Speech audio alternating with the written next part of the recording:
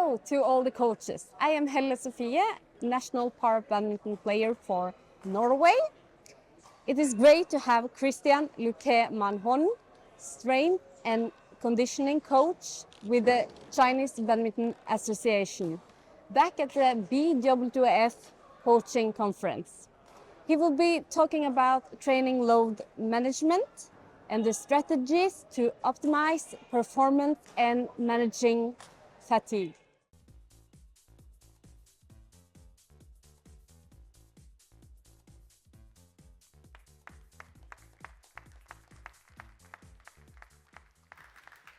Hello, everybody. First of all, I will say thank you to the BWF for the invitation for the second time. It's a great honor to be here again in front of you. Today, I'm going to talk about a very important aspect for me. I was the former strength and conditioning coach and return to play for the Chinese badminton team from 2018 until 2024 Olympic Games. And nowadays I have my own consulting company. Also, I'm co-founder of an international badminton academy together with Sensiway. And the topic today was very important during all the time I was working with the Chinese national team, and mostly during the second period of preparation for the Paris Olympic Games. Always we had this idea that the Chinese team, they train a lot, and we have this concept and this belief. But for me, the key was understanding, do they really train a lot, and how much is too much? And then during the second period of preparation for the second Olympic Games, my goal was to understand this, because for me as a strength and conditioning coach, the main goal is to prepare the athletes for the competition, for the demands of the competition and the demands of training. And the first step is to understand how they train and how much they train. Then, as a coaches, we always want our players achieve the best results or the best performance in the most important competitions. Then we manage and prepare the training to arrive to the best conditions to these competitions. In that, we can see an example during this week where many players are competing for the World Championships that are the most important competition of the year. And these players have been training for many weeks, just trying to arrive in the best conditions to this competition.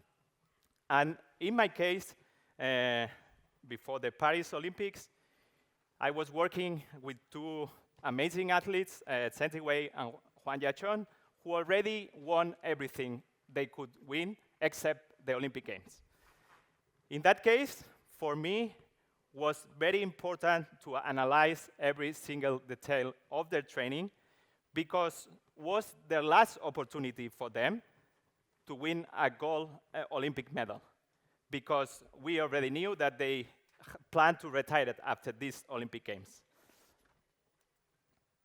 Then, to arrive in the best conditions to an important competition as Olympic Games, we need to prepare the athletes with the optimal training for them. Because we know that both extremes, not training too much or training too much, can affect in a negative way to the athletes in terms of performance.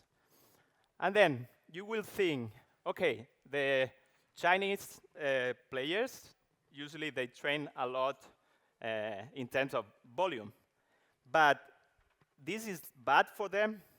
These athletes, they have been training with this amount of volume for many, many years. This means that 100%, most of the Chinese players that arrive to the national team, they are very adapted to this kind of training. One of the principles of training is the progressive overload. Then we need to give the minimum stimulus to the players over the baseline to keep creating adaptations. Then, if the stimulus I give to these athletes is lower than the baselines, we will not create adaptations in these players. Then, knowing and understanding how much they train and their response to the training will help me to give the proper stimulus to keep creating adaptation and achieving the goals that I want for them.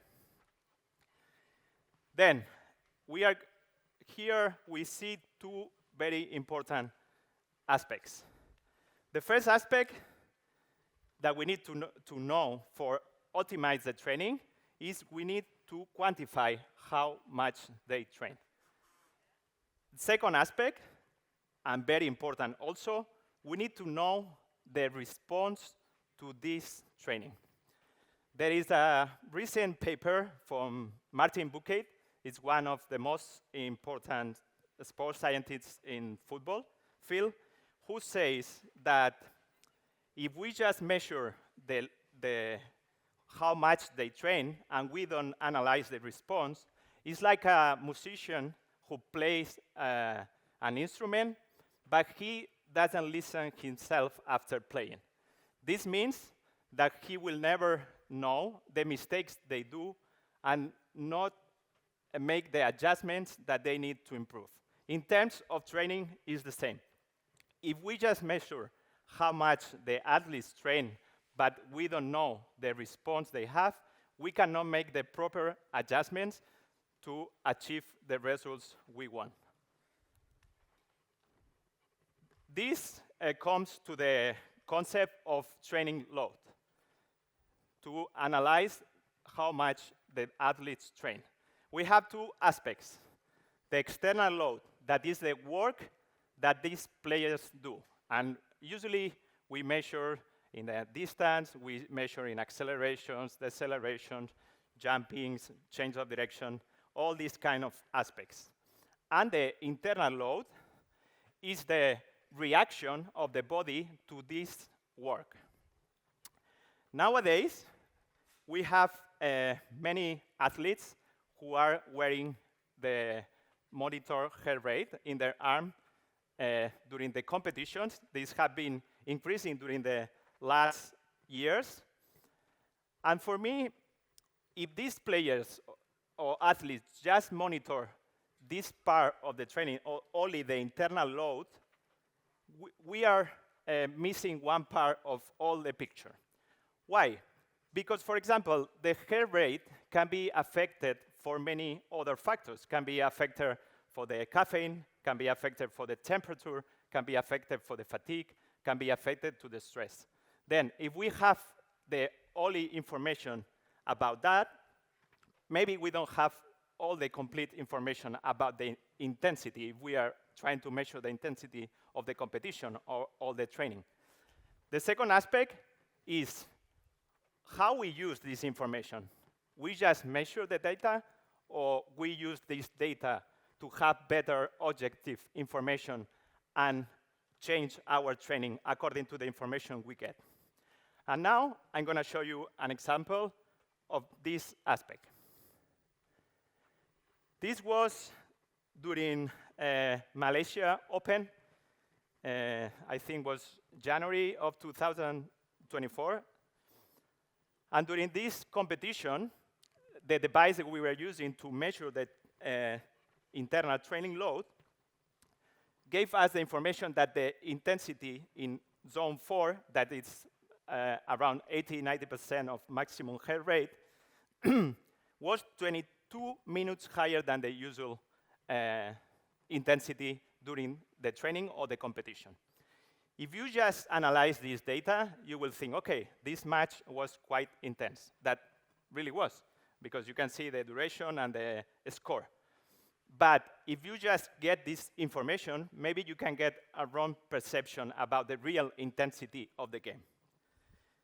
Then, if we analyze the external load, this is a parameter of intensity in terms of external load. is the percentage of the high-intensity actions. We had a catapult device that provides us the information. And if we analyze this match in terms of external load and compare with the other training sessions or competitions, we see that this intensity is not that much in terms of external load. Then, now we have two different informations.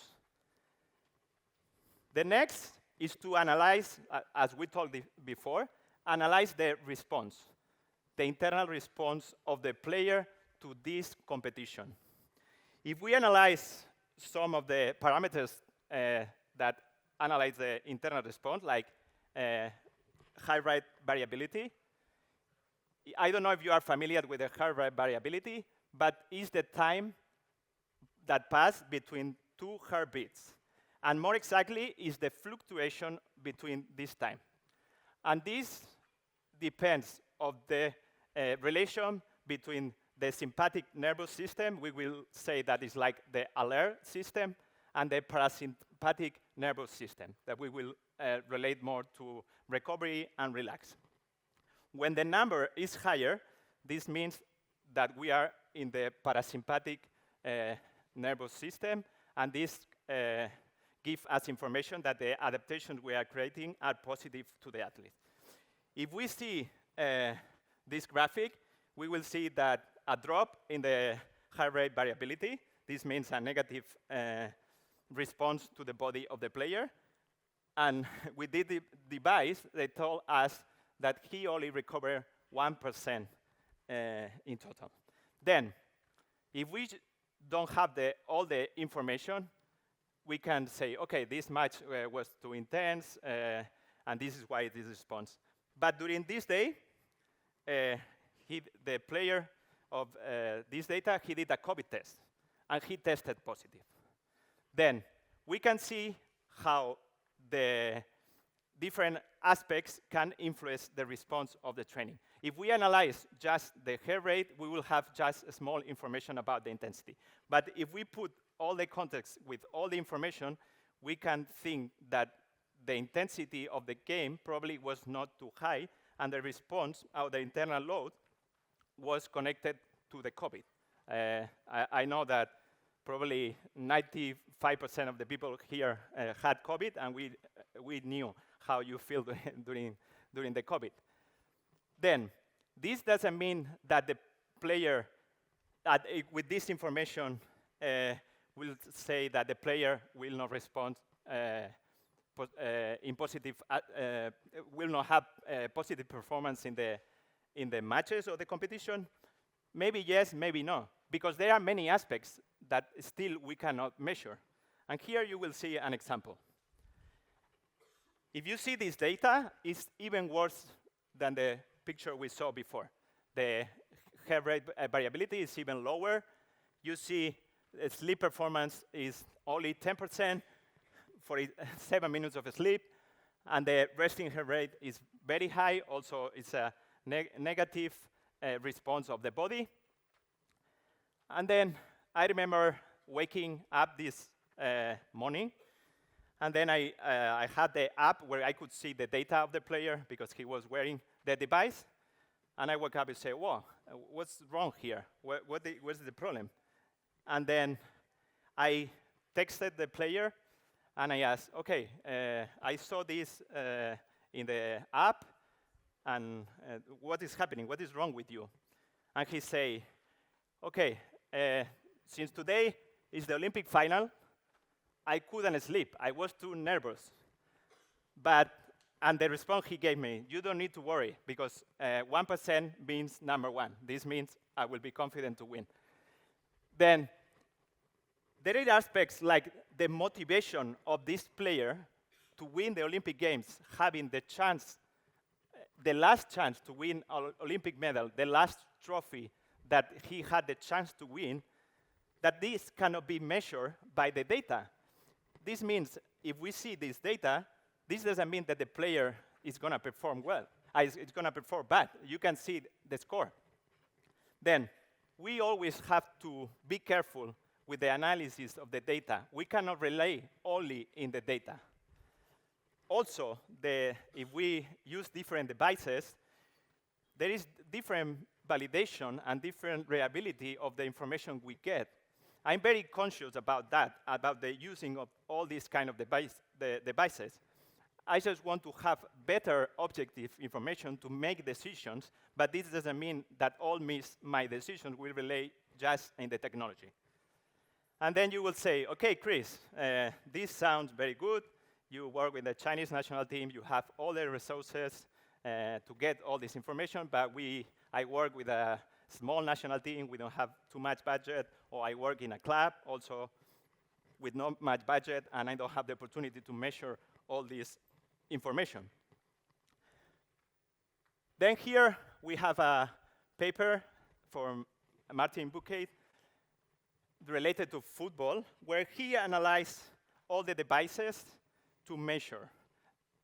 First is the internal, the metabolic load, neuromuscular load. And the second quadrant is the metabolic response and the neuromuscular response. And then, if you see the colors here, the colors is the relation between the cost, the validation, and the practicability. The green are the ideal ones, and the red ones are the non-practical applications. Then, if we see also the circle, this means the minimum equipment that we need to measure the load in terms of metabolic load and neuromuscular load. If we analyze these papers, we can see that many of the devices that are in green are not really that expensive, even free. If we see here about the load, RPE, the rate perception effort, it's just a questionnaire to ask the player how hard was the training. And if we analyze the information plus the time, we can have the training load of the session, and we have a validation about this data. Actually, during the period before the Tokyo Olympic Games, when I didn't have all the resources, this is what I was using to the player, because for me it was always very important to analyze the training load and the response. We see down about the response, there is also wellness questionnaires, very basic, where we are about soreness, about the sleep, about fatigue, that are also very cheap. If we go to the right about the neuromuscular response, here we can see force platforms that are expensive material, but I was using an app, it's called My Jam, that is just 10 euros, I think. With this, I can measure the jam test. I can measure the height, the RSI, different aspects, and it's only 10 euros. And if we say the sensors of heart rate are also not very expensive, this means that if we really want to know how much the players train, we have the options and are not that expensive. Why I think that monitor the training load and manage the training and the fatigue is very important for badminton players nowadays. The sport have evolved, all the sports, not only badminton, in the last 10, 15 years. The players play at higher intensities, they play more competitions, we have better preparation, and we have more knowledge and more resources. Then we need to evolve at the same time that all this knowledge and technology do, at the same time to keep at the highest level. The first example, these are the competitions, 2014, 2024, comparing the men's singles and men's doubles. If you see the amount of competitions the players were playing 2014 and 2024, in some cases was almost the double. You can see that many of the players in 2014, they were playing between 10, 15 competitions, and in 2024, some of the players, they're playing more than 20. You can see here the Olympic champions, they played 28 competitions during 2024, during all the period for the preparation to the Olympics. Then, if we have this amount of competitions traveling change time zone.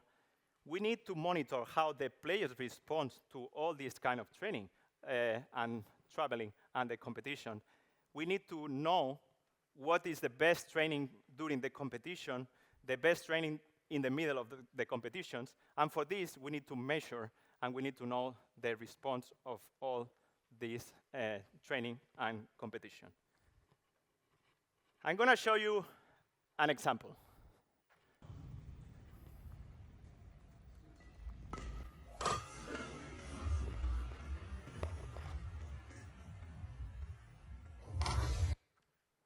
Okay, you don't need to worry. This was not a very serious injury. After, I think, in 1 week, he was back to play. But if we analyze this video, just seeing this situation, we can think, okay, this is a normal situation that can happen.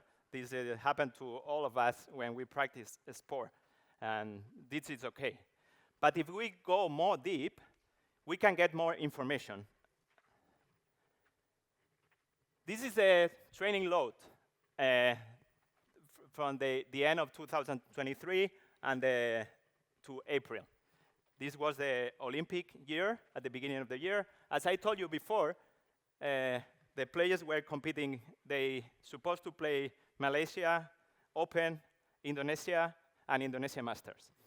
Because the players that had the COVID during the second tournament, during the Malaysia Open, they went back to training during 1 week, and they went back to compete the Indonesia Masters.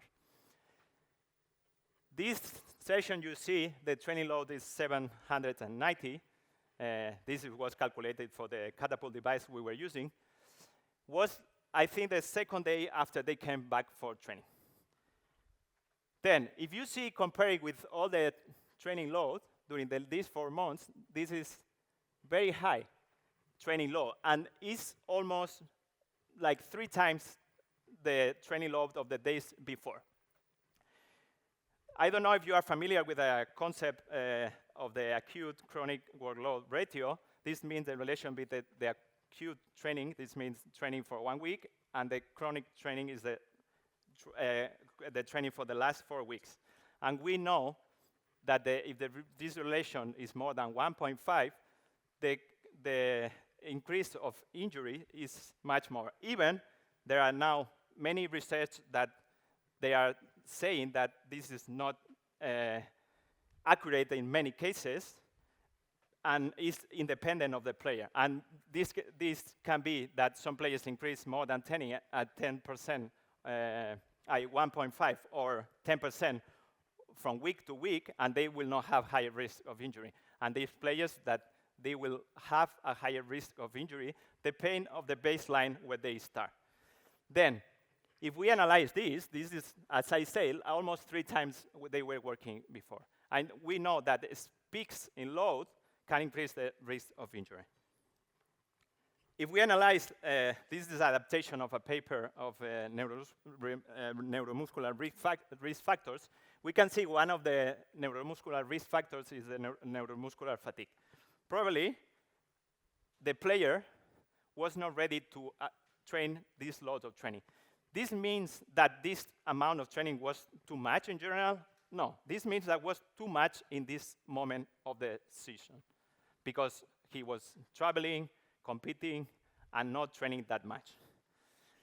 Second, we can see another factor is the perennial reaction time. Then we know that with increase of fatigue, this can affect also this parameter because it can increase the reaction time. Then, if we see the second part of the preparation for the Olympics, we see that this data, this load was not that much in terms of general load, because we can see here that many of the sessions are at the same level or even more. The key is that we build a block of training to be ready to achieve this amount of load. The players were ready to play that match because we were building this during months. You see the highest period was the highest peak load before the Olympics, and you will see at the end was the last weeks of tapering before the Olympic Games. Then, the key was not only the previous preparation was also that we combined these high-load training sessions with a lot of recovery sessions. Then, it's very important to create adaptation to these kind of players to have chronic high load. But at the same time, it's also very important to combine this high chronic load with proper recovery training. Then, if you see these green sessions, many of the sessions was just some basic technical training, maybe improving some specific technical aspects of their game or individually. Then the key is, how much is too much? This depends of the player, depends of the team.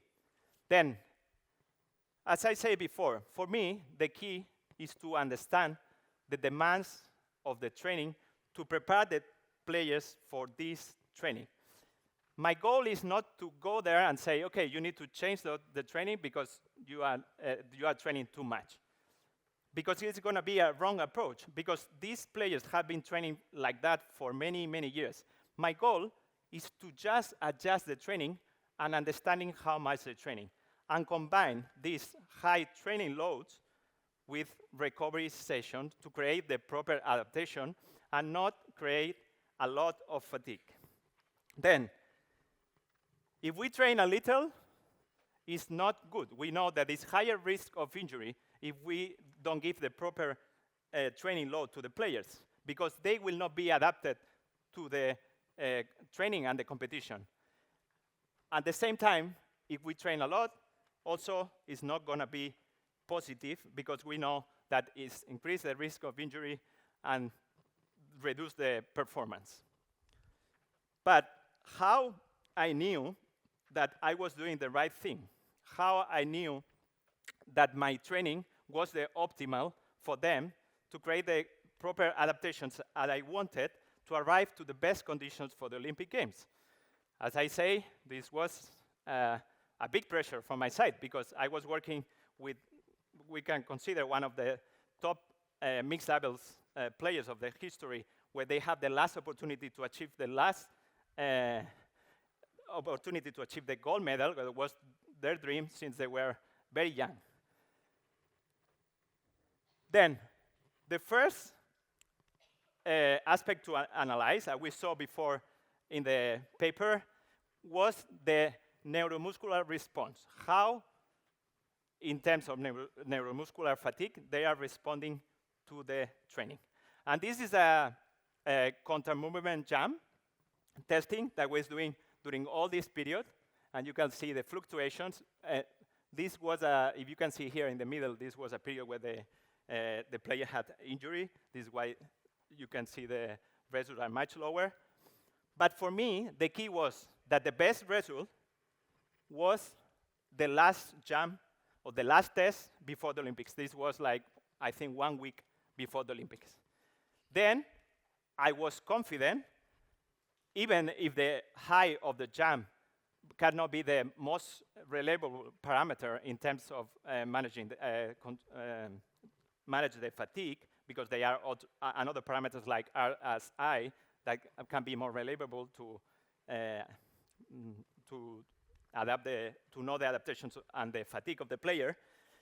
This was very useful for me, because also I didn't have all the resources all the time with me, because we were traveling from different places, we were traveling for the competitions, and I needed something that I can test all the time. When I'm traveling, when we move to different locations, and something was practical, it was valid, and the cost was very low. And for me, was very useful. The second aspect is the heart rate variability. As I said before, as higher is the number, this means that the adaptations and the recovery of the player is better. If you see here, the higher numbers, most of the higher numbers in terms of heart rate variability are at the end of the period.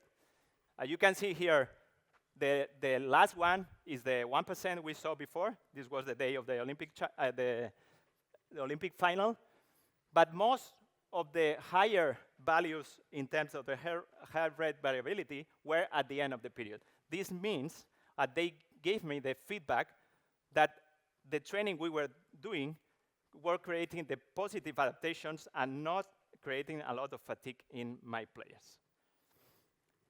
Then, this is a very important concept. If we don't know what we are doing, we cannot improve. If we don't measure, we can have a subjective idea about what we are doing, but we don't really know what we are doing and the adaptations that the players are having. Second is not everything can be measured. As we saw before, the day of the Olympic final, if we have only the data, we will say, okay, this player is impossible that can perform well. But we cannot measure the motivation of this player having the Olympic final after maybe 15 years of hard training and achieving his dream.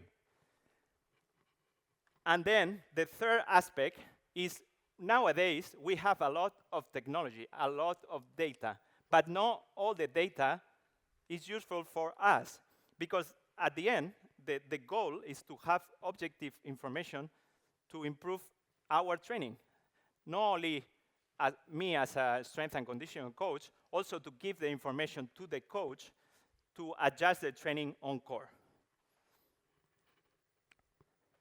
And the key ideas of this presentation I want to give you is that nowadays it's very, very important and essential that we have information about how much the players train and how is their response to the training. As we saw in the paper, this doesn't require expensive tools. We can have basic tools, notebook, RPE, scale, jump up, as I say, just 10 euros, and daily checking with the players as wellness questionnaires. Just having this information can be very useful to have all the information about load management. Third aspect, not everything can be measured. Maybe the player was discussing with a girlfriend, with a family, and this can have a negative effect in their performance, but this is not something that we can measure. We can see the player coming and then not having a good performance, but we don't have the information if we don't ask to the player. And this comes to the last point. Connecting with all the information that Alisa was talking before. I was talking all my presentation about data, information, objective information, but at the end, connecting to the player, talking with the player, communication about how they feel, about how is going the training, is the same important as having objective information. For me, I think that is the key to connect with the player, and the player has to be part of the process of training. We cannot just be the one who decides everything about the training. We need them to be involved in the training, because they are the ones who really know how they feel when we program the exercises, and we know how is the response on the core and how is their feelings when they compete. At the end of the day, maybe the most basic aspect could be, how do you feel today? Then, just having a conversation every morning, the players arrive to the core, not even having a conversation, just looking to the players, the way they walk, the way they express, you can really know how the players feel. And you can get the feeling. For example, there are many training days where they have been training during this high training load, where the players were with a lot of fatigue, and they were feeling the stress of getting close to the competition. Then for me, maybe the goal is just change this. And one of the tools I use a lot is playing games. Because as Alistair says, the players need to have fun. Fun is one of the key aspects and motivation for the players. They need to have fun in the process. Then, just playing a game at the beginning of the training can change everything, can change the way they start the training. And listening to the players is a very, very important for achieving the results we want. I'm going to explain you one example. When I was working in China, there was one of the players that was very shy. For me, it was very difficult to connect with him because he was not used to express his emotions or his feelings. But for me, as I said, it's a very, very important aspect to connect to the player and make the player part of the process. Then, I knew that this player loved NBA because he was, with the time difference in China, they had the chance to watch the matches during the morning, and then they could watch some matches and see the highlights, say the scores before the training. Then since I know that this player loved the NBA, I started to watch the matches, to watch the highlights, to watch the scores, and to have information about NBA. Why? Because every day I needed to talk with him about something more deep, about how he was feeling, how he's managing his training, how he was managing his fatigue. I needed to open the door. And the door was through the NBA information. And then every day I was arriving to the court and explaining, oh, have you seen the score of this match? Have you seen this highlight of this player? And this gave me the opportunity to open the door and go deep to the conversation that I really wanted to have with him about his feelings, about how he feels about all the training, how he was feeling before starting the session, in case I need to make adjustments on my training, or we need to make adjustment with the coach about the training. Then we can have all the data accessible nowadays, but the training is a mix between art and science. And you need to have both sides. If you just have the information, but you don't have the art of coaching, you don't have the connection with the human part, you will not be successful. Thank you for listening, and I hope I gave you some practical information. Now, I think we have some time for some questions. If you want to ask something about the presentation, we'll be very happy to answer your questions.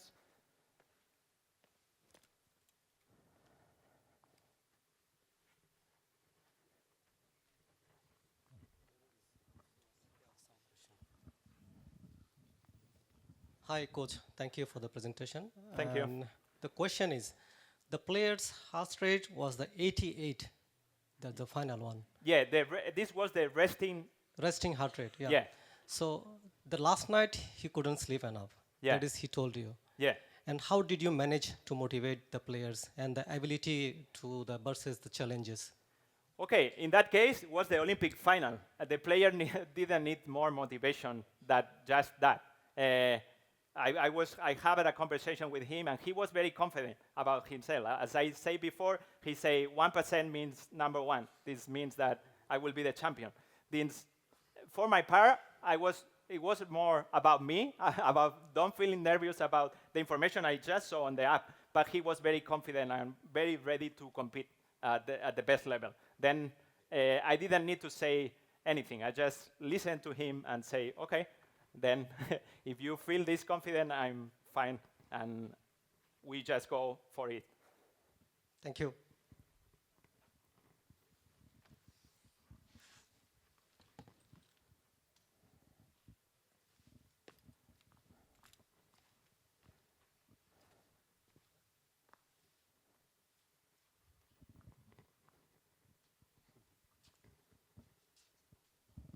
Okay, thank you for the presentation. You talked a lot about the balance between creating fatigue and resting. Yeah. What are your thoughts about active recovery, and what kind of active recovery would you recommend for badminton players? Okay, this is a very important topic that we didn't have time to talk with this during this presentation, but just the basic aspects as nutrition, just eating well or eating the proper food before the competition, after the competition, sleep, the number one recovery tool. If you listen to the best athletes of the world, I remember listening to the interview of LeBron James, Cristiano Ronaldo, they spend a lot of time just having the good sleep. We can talk about ice baths. We know that now there is research showing that maybe ice baths are not recommended after strength training because can affect in negative way the adaptations, but in terms of competition can be a very good tool to use, adjusting the time and the temperature of the water, all these aspects, we have the information about what are the best practical use of these kind of devices. We have the boots. We have many tools that now we can use to accelerate the recovery process. And this is very important in a competition. And now, just came to my mind, from next week, the Super 1000s, they are going to be during 2 weeks. Then managing the fatigue and the training during the competition is going to be even more important, because how we maintain the level of performance during these 2 weeks, we need to manage all these aspects. What is the proper training they need to do after the match? What's the proper training they need to do during the matches to try to maintain the level of performance? Because for me, when you are in a competition, the goal is not improve anything. You already did all the work to arrive in the best conditions to the competition. The main goal is just compete. And then we need to use all the tools we have to try to maintain the level of performance that we already prepared before arriving to the competition.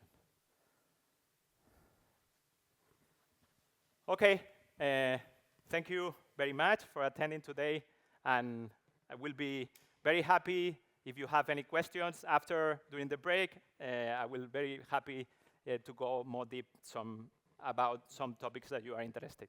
Thank you very much.